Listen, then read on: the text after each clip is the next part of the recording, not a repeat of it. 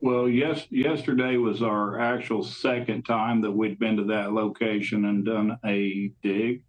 So originally there was a building in that location. It had been removed back when they removed the house and the other items.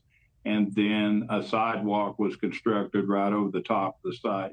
So basically, through our investigation, we developed some information Dennis had sent to another person describing where items uh, that he basically claimed as trophies and maybe driver's license from other victims had been placed and had not been found.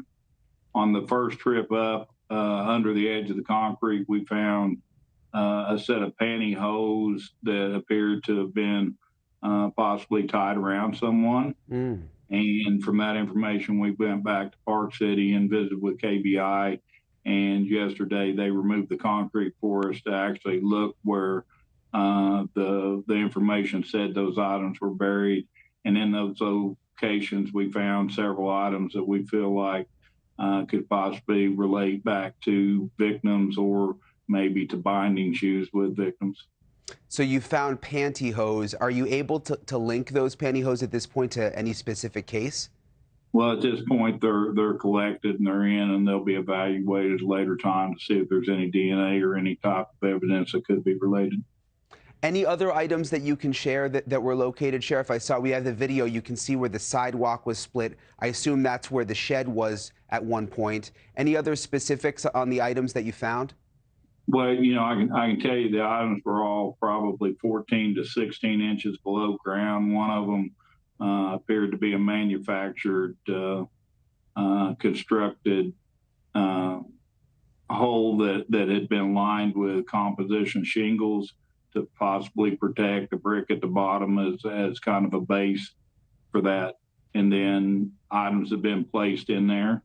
We did not find driver's license, but we did find items that would be personal type items that obviously were significant for somebody to go through that effort to place those items there.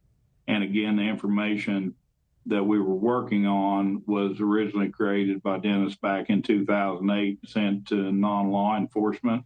So we have no idea whether someone else had removed items from that location prior to that sidewalk being put there or not.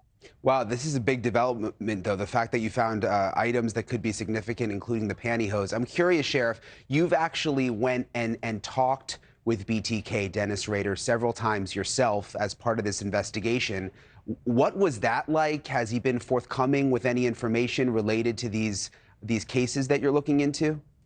We've had long conversations, interviews.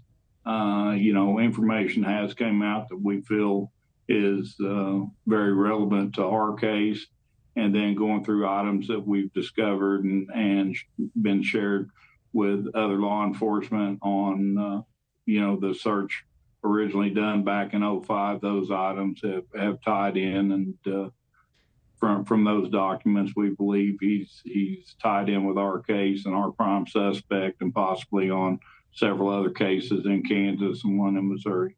Yeah, it's my understanding that this is almost a game to him, that he calls this whole investigation that you're working on something about like following the Yellow Brick Road, and that he's even nicknamed you the cowboy. I mean, do you get the sense that he's taking any of this seriously? Oh, I think he's absolutely taking it seriously. But again, he's had a history of cat and mouse with police since the '70s, up until his capture, Yeah. and I don't expect a change now. Well, Sheriff, incredible work on your part all these years later, knowing where to dig and finding those items. We'll certainly stay on top of the investigation, and we appreciate you joining us today. Thanks so much for watching. Go to joinnn.com to find NewsNation on your television provider. And don't forget to click the red subscribe button below to get more of NewsNation's fact-driven, unbiased coverage.